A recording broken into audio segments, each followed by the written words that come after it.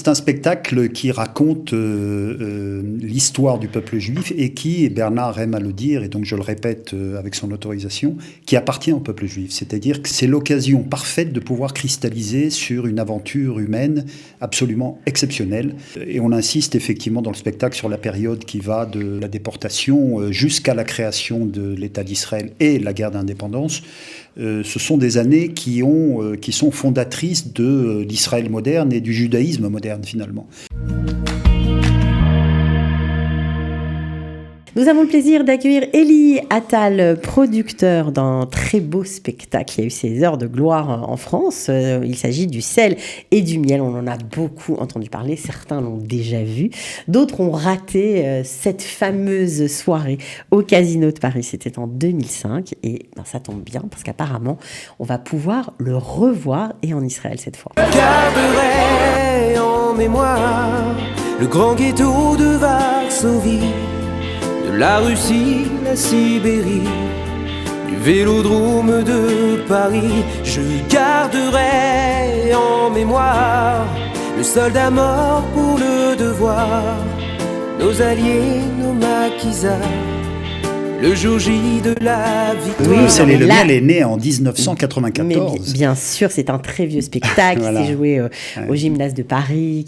Il a tourné partout, aux États-Unis, bref. Il a eu un très très beau parcours et c'est un spectacle qui a été monté dans une version en hébreu en 2018 pour un public israélien. Et j'ai décidé, avec bien sûr l'accord de Bernard Bitan, avec qui j'ai travaillé sur un certain nombre de projets ces dernières années, surtout dans le domaine du théâtre, en visionnant au détour d'une tasse de café cette captation de 2005 qui a réveillé en moi bien sûr des souvenirs très très agréables, j'ai eu envie, et je le lui ai proposé, d'organiser une projection, voilà, en fait. Tout simplement de reprendre le spectacle et puis de le proposer sur écran géant à ceux qui l'ont vu et ceux qui ne l'ont pas vu. Voilà, parce qu'il faut bien comprendre que Le Sel et le Miel, à l'origine, c'est une comédie musicale, donc un spectacle vivant qui a été capté en 2005 au Casino de Paris et que là, vous nous proposez de voir sur grand écran. Voilà. Alors aussi bizarre que ça puisse paraître, c'était un peu d'ailleurs la réaction de Bernard qui me disait mais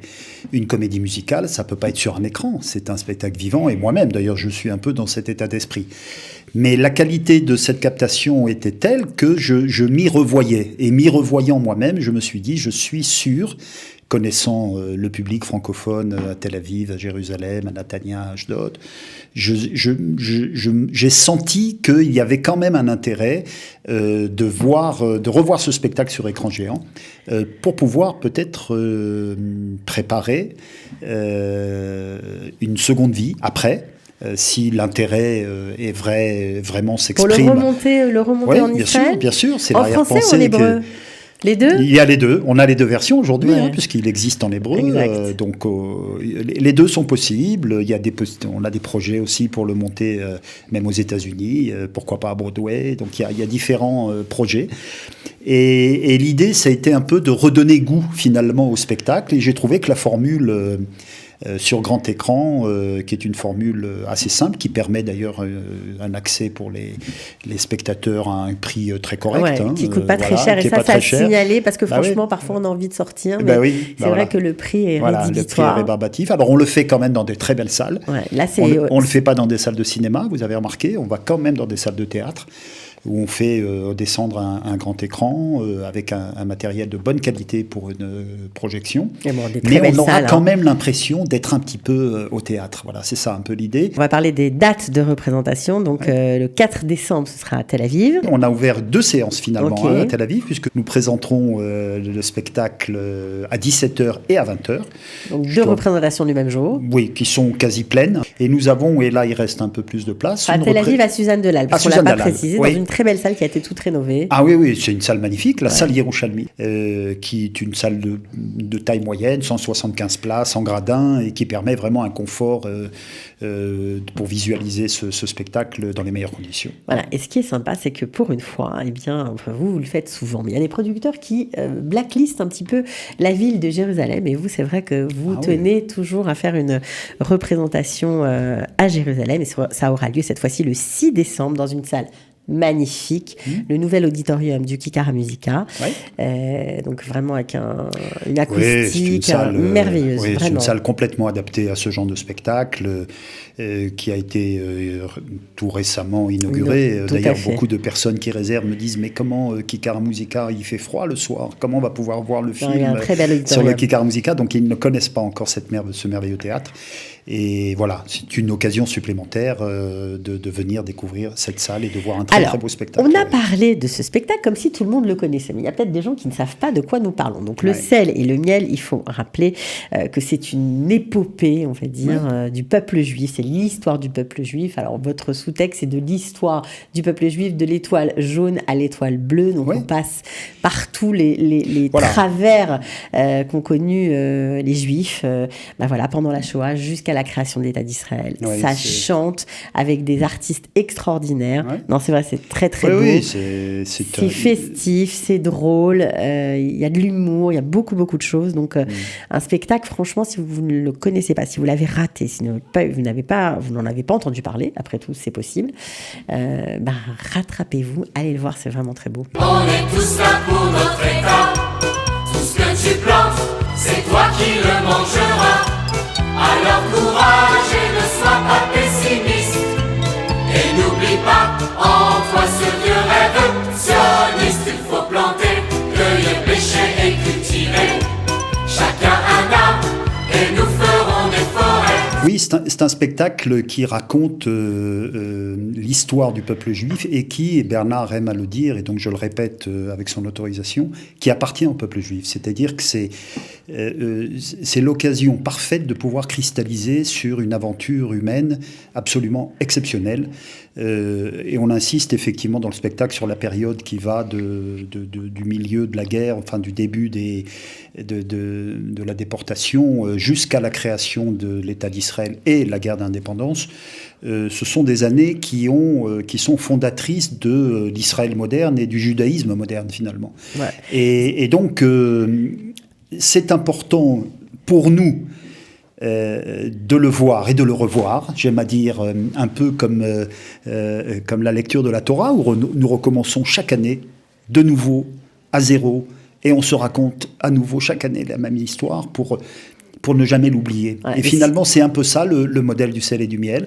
C'est pour ça que c'est un spectacle qui a 20 ans et qui aura encore de longues années devant lui. C'est que c'est un spectacle qui est à voir, plus de 20 ans, bien sûr, qui est à voir et à revoir. Et puis alors, surtout, ce qui est touchant aussi dans cette histoire, c'est qu'au début, c'est une aventure, c'est des potes en fait. C'est incroyable. Des amis qui sont fans d'Israël, qui aiment le peuple juif, sionistes, et qui décident d'écrire une histoire en se disant que, ils allaient écrire le spectacle qu'ils avaient envie de voir. Absolument.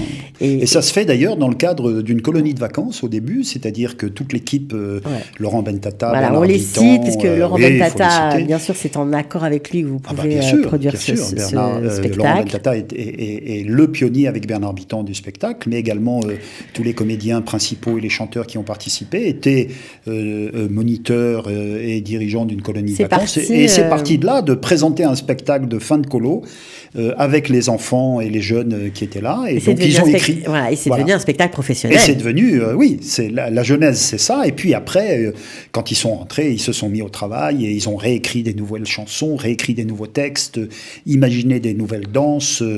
On a des chorégraphes, on a le chorégraphe de Rabbi Jacob qui a fait les chorégraphies du sel et du miel. Son nom m'échappe, mais il est dans le... Adama, je crois. C'est pas Adama ? Oui, le groupe Adama, absolument, qui est chorégraphe, qui a fait une grande partie des chorégraphies du spectacle. Les chansons originales sont écrites par Bernard Bitan et Laurent Bentata, dans des musiques originales également. Et puis il y a des reprises de titres emblématiques de notre histoire. Yerushalayim Shel Zahav, la Tikva, bien sûr, qui est chantée sur scène. C'était quand même incroyable. Quand vous allez au spectacle, vous voyez votre histoire se dérouler en face de vous, et puis vous avez à un moment du spectacle l'occasion de vous lever pour chanter avec... au Casino de Paris. Au Casino de Paris, la Tikva, voilà. Donc c'est quand même... on cristallise. Là, ce ne sera pas au Casino de Paris, ce sera à Suzanne Delal le 4 décembre, donc 2 représentations. Le 4 décembre. Et le 6 décembre au Kikara Musica. Pour réserver, je donne le numéro de téléphone, j'imagine. Oui. 052 0306 08 63. Ça coûte 80 shekels le billet. Donc franchement, merci pour l'effort.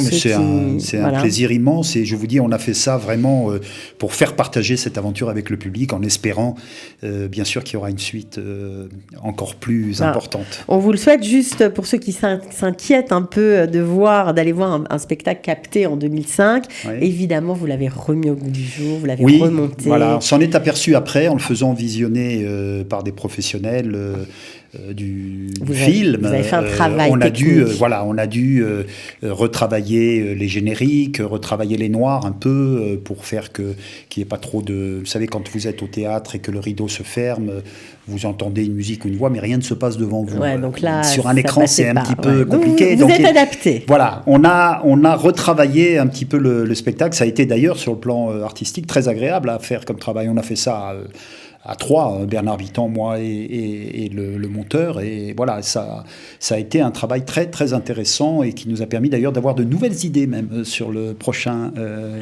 version du Sel et du Miel. Alors j'espère que vous serez nombreux. En tout cas, merci d'avoir été avec nous. Merci de m'avoir accueilli. En images, évidemment.